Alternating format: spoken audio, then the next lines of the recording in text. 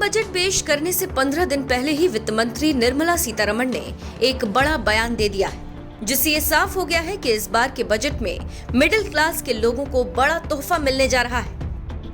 दरअसल आरएसएस के एक समारोह में वित्त मंत्री निर्मला सीतारमण भी सम्मिलित हुई, जहां उन्होंने मिडिल क्लास पर बयान देते हुए कहा कि मैं भी मिडिल क्लास से हूं, उनकी मुश्किलें समझती हूं। जिसके बाद से ये उम्मीद जताई जा रही है कि इस बार के बजट में मिडिल क्लास पर खास ध्यान रखा जाएगा।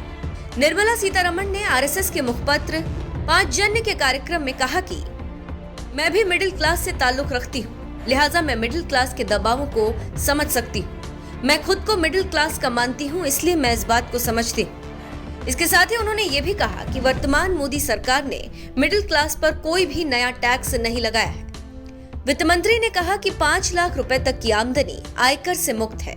सरकार ने कारोबारी सुगमता को बढ़ावा देने के लिए 27 शहरों में मेट्रो रेल नेटवर्क विकसित करने और 100 स्मार्ट सिटी बनाने जैसे कई उपाय किए हैं। इसके साथ ही वित्त मंत्री निर्मला सीतारमण ने यह भी भरोसा दिया कि सरकार मिडिल क्लास के लिए और भी अधिक काम कर सकती है, क्योंकि इसका आकार काफी बड़ा हो गया है। उन्होंने कहा कि मैं उनकी समस्याओं को अच्छी तरह समझती हूँ। सरकार ने उनके लिए बहुत कुछ किया है और वो आगे ऐसा करना जारी रखेगी। इसके बाद सरकारों की तरफ से दिए जाने वाले मुफ्त उपहारों यानी फ्रीबी के संबंध में वित्त मंत्री ने कहा कि राज्य की वित्तीय सेहत को ध्यान में रखते हुए वादे किए जाने चाहिए और इसमें पूरी पारदर्शिता बरती जानी चाहिए। और अगर कोई किसी राज्य या केंद्र के चुनाव में इस तरह का वादा करता है कि हम सत्ता में आए तो ये फ्री कर देंगे, वो फ्री कर देंगे, तो तुरंत उसी वक्त राज्य या केंद्र के आय व्यय का लेखा जोखा जनता के सामने रखना चाहिए, ताकि जनता को भी पता चले कि क्या सच में ये पार्टी ऐसा कर सकती है या फिर सिर्फ चुनाव जीतने के लिए ये वादे किए जा रहे हैं और सत्ता में आने के बाद सिर्फ और सिर्फ एक कर्ज के रूप में होगा। वहीं निर्मला सीतारमण ने यह भी कहा कि लोग वादा तो कर देते हैं, लेकिन फ्री सुविधाओं को देने के बाद भार मोदी सरकार पर आ जाता है। राज्य समय पर भुगतान नहीं करता क्योंकि बजट नहीं होता।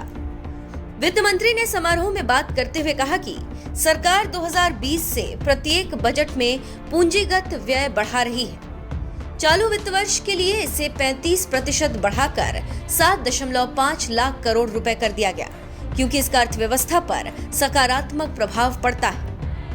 बैंकिंग क्षेत्र के लिए सरकार की रणनीति, मान्यता, पुनः पूंजीकरण, संकल्प और सुधार ने सार्वजनिक क्षेत्र के बैंकों यानी कि पीएसबी के पुनरुद्धार में मदद की है और इसके चलते एनपीए में कमी आई है और पीएसबी की सेहत में काफी सुधार हुआ है। सरकार ने पीएसबी के लिए पूंजी पर्याप्तता का समर्थन करने और देनदारी संबंधी चूक रोकने को 2.11 लाख करोड़ रुपए के पुनः पूंजीकरण कार्यक्रम को लागू किया था।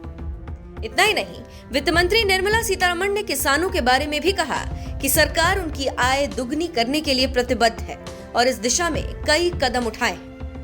साथ ही वित्त मंत्री ने पाकिस्तान के साथ व्यापार पर भी बात की और उन्होंने कहा कि पड़ोसी देश ने भारत को कभी भी सबसे पसंदीदा राष्ट्र यानी कि एमएफएन का दर्जा नहीं दिया। 2019 में पुलवामा आतंकी हमले के बाद पाकिस्तान के साथ व्यापार संबंध खराब हुए हैं।